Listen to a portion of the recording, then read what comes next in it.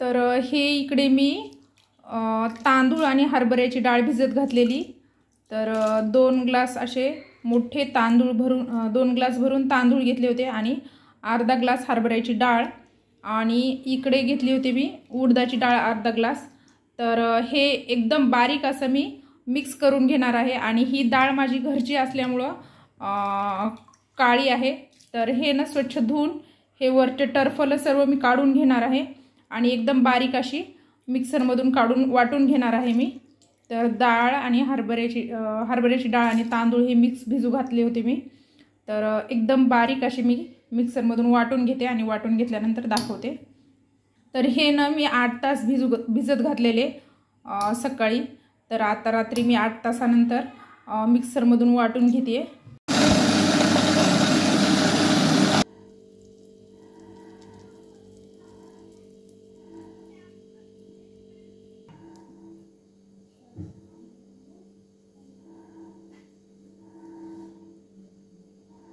छान असं एकदम बारीक असं मिक्सरमधून बारीक करून घेतलेलं आहे एकदम। आणि याला आता झाकून ठेवते। सकाळपर्यंत छान भिजतं आणि सकाळी मस्त असे याचे डोसे बनवणार आहे मी। तर डोसे बनवण्यासाठी मी यामध्ये टाकली होती थोडीशी हरभऱ्याची डाळ। तर छान मिक्स करून घेतलेलं आहे। एवढं मोठं पीठ लागतं आम्हाला कारण आमची फॅमिली खूप मोठी आहे। तर इकडे एवढे बटाटे घेतले होते मी। तर हे स्वच्छ धुवून घेणार आहे पाण्याने।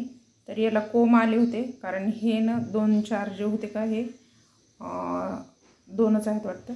तर हे अगोदरचे बटाटे होते 2-3 आहेत ते। तर हे अगोदरचे होते। तर याला कोंब आलेले आहेत छोटे छोटे। तर हे सर्व काढून घेणार असे आणि स्वच्छ असे धुवून घेणार।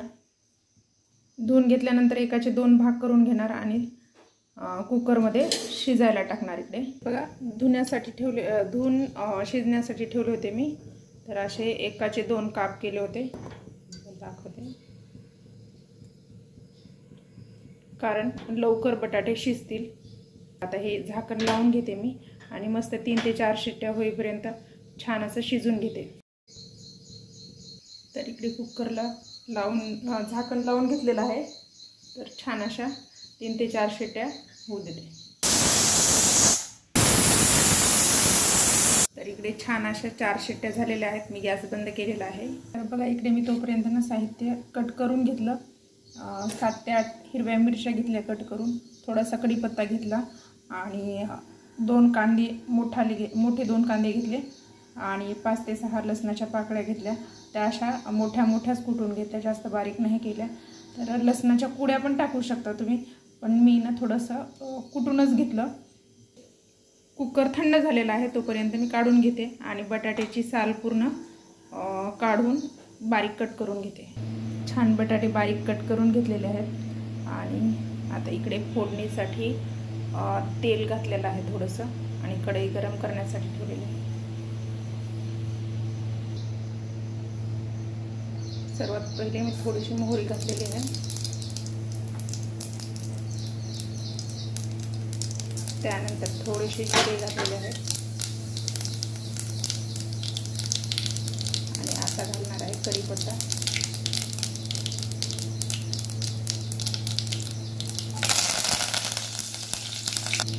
त्यानंतर हिरवी मिरची, कांदा आणि लसूण पेस्ट।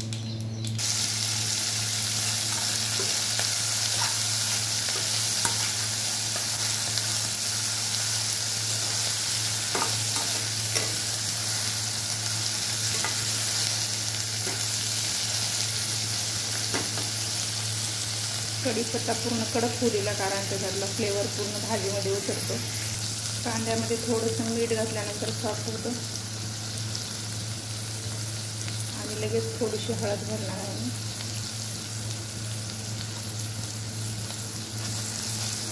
परत व्यवस्थित असं मिक्स करून घेतलं। कांदा छान तळून झालेला आहे। आता मी यामध्ये बटाटे घालणार आहे।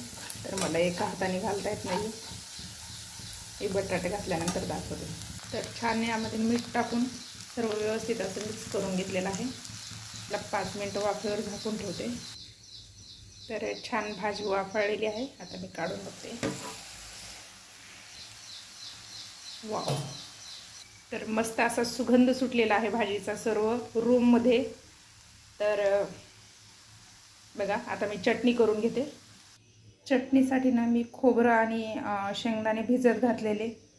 तर ओलं खोबरं नव्हतं माझ्याकडं. ओलं खोबरं असेल तर खूपच छान ऑप्शन.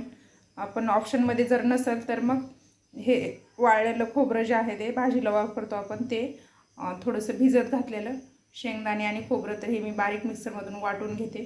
2 ते 3 हिरव्या मिरच्या, खोबरं, थोडीशी कोथिंबीर टाकली आहे. याच्यामध्ये थोडंसं दही ॲड करणार आहे मी. तर यामध्ये दही घातलेलं आहे मी. मिक्सरमधून बारीक वाटून घेते.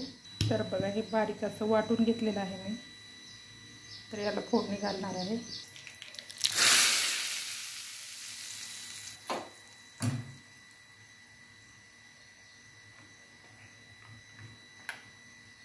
तर इकडे चटणी रेडी आहे.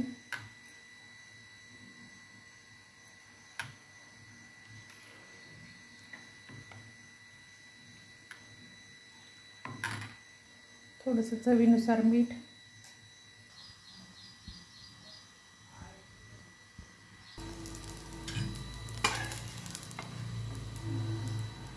तर हे छान झालेलं आहे. मी साराला देऊन येते.